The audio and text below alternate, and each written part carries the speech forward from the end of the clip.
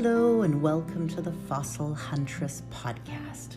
Today on the show, we're going to explore the bones of a mighty mosasaur, or perhaps a tylosaur, that was found on Vancouver Island on Canada's far west coast. So fly with me wherever you are, over Canada to British Columbia, and then out into the Pacific to the beautiful island of Vancouver Island.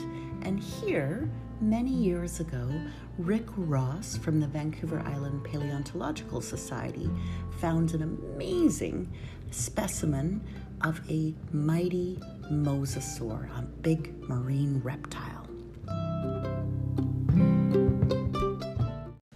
I was over on the island this past year visiting with Dan Bowen and staying with Mike Trask and Betty, and I had a chance to go out with Rick Ross and with Deanna Steptoe-Graham over to some of the Nanaimo exposures and visit Denman Island. And while I was on the island, I went up to the Courtney Museum.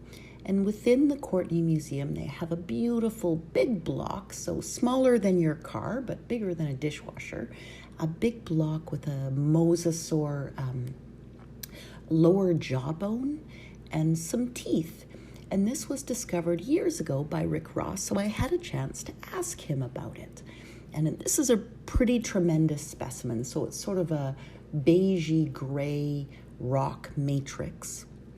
And the bone shows up nice and clear and kind of a medium brown, and the jawbone and the teeth are a nice dark chocolate brown. And if you look closely at the specimen, I posted a photo of it on December 18th on the Archaea blog. So if you look at the photo, you can see there are several smaller disc-shaped objects just to the upper right, and these are part of this fellow, this marine reptile's eye ring. So these bony plates allowed for safe hunting in deeper waters because they gave some protection to the delicate eye tissue from the intense water pressure. So diving birds have these same bony plates. In any case, Rick engaged me with the tale of finding the Dove Creek Mosasaur, and I'll share it with all of you. A few years ago, Rick Ross was collecting ammonites and other marine invertebrate goodies along exposures where they were doing the construction of the Inland Island Highway on Vancouver Island. And fortunately for you, if you make your way to the island, to its southern tip, to the Royal BC Museum, many of the specimens he collected were donated there, and they now adorn a cabinet that bears his name, and they're tucked lovingly in with stories he wrote about his collecting adventures. And we owe Rick a huge debt in terms of science, both for the fact that he found these specimens and donated them, and also for his keen eye in seeing what not everyone can see. And so when he was out in the field, he saw this great big block that clearly had some bone material in it, and it was a mosasaur bone. So mosasaurs have a hinged jaw that allows them to swallow very large prey, so significantly larger than themselves. And they evolved special teeth that project backwards into the roof of their mouths that act as guards. So once they get something in their mouth and they don't want it to escape, the shape of these teeth helps keep that prey inside so they can get it down into their bellies and grow big and strong. And the block that Rick found contained the jawbones, but also the teeth, and we can tell from the size. So given the jaw and the teeth, this complete specimen, if we could find the full marine reptile, would be as much as 7 meters long and weighing up to a tonne. So a very, very large specimen. On one lucky Sunday, Rick was out looking through the blocks that were destined to be crushed up as the tail end of the new highway construction. So the crews had just dropped off a pile of massive blocks near the Dove Creek road crossing.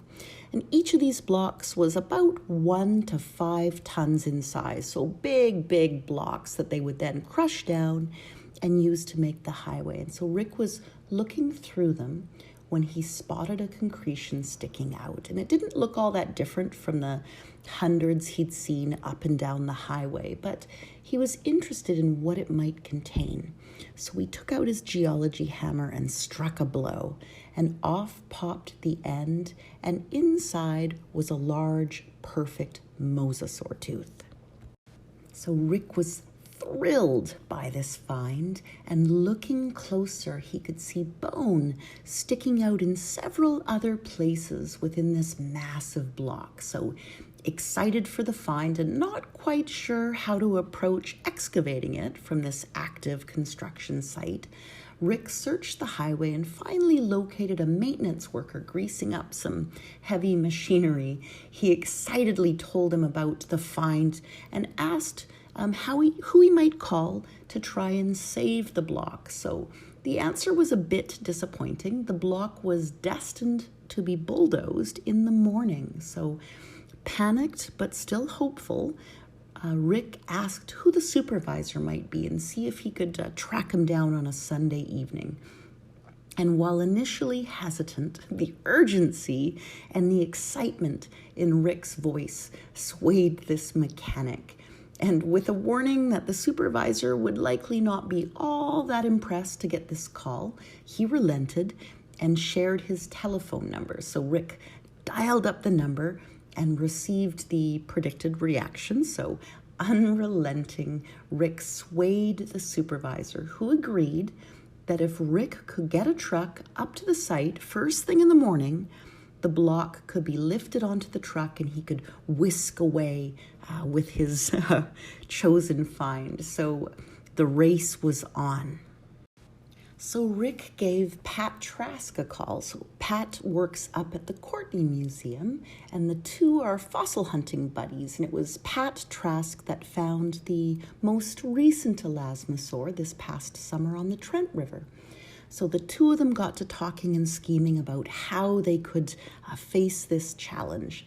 And the next call was to Doug Embry. He's another fossil hunting buddy within the Comox Valley community and part of the VIPS. And as luck would have it, Doug's brother Sam had a 2-ton flatbed, a big truck that they would be able to use. It would probably struggle a little bit against the weight, and they weren't entirely sure once they set this massive block on the truck if the truck would be going anywhere at all, but they thought, we'll give it a try.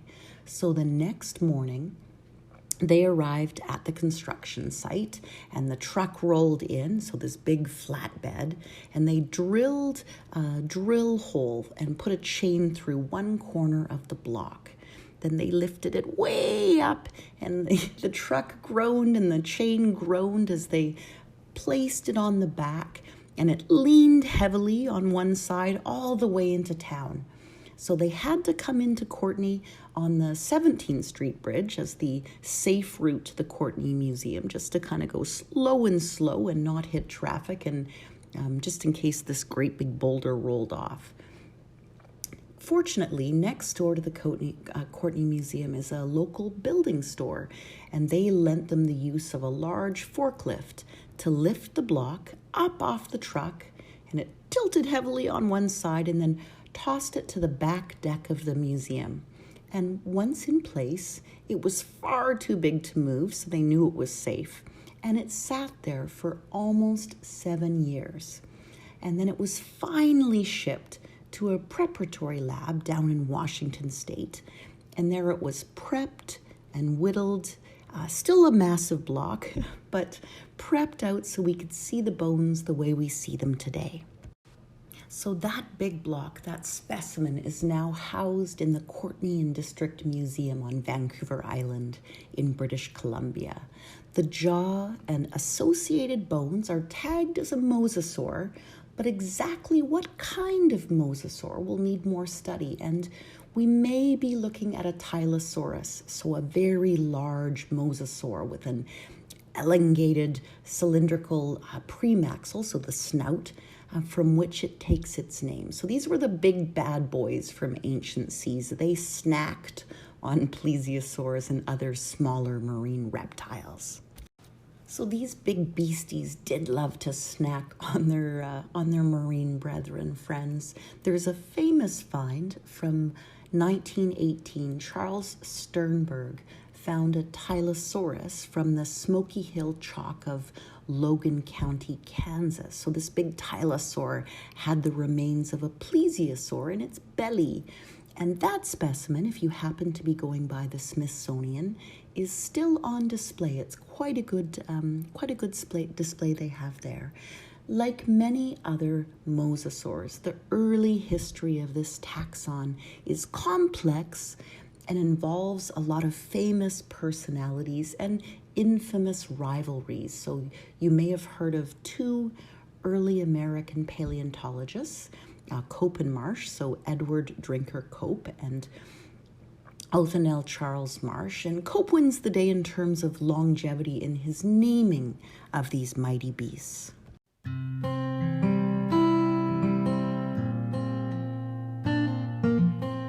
Tylosaurus was one of the dominant predators of the western interior seaway during the late Cretaceous. So it'll be interesting to see which genus and species, when we finally get the Dove Creek Mosasaur fully prepped out, to find out which of these lovely cousins he was. So I hope you get to the Courtney Museum, and I hope you get to see this specimen. And I posted it on the blog earlier this week, so you could take a look. And I'll talk to you guys very soon. Thanks for listening.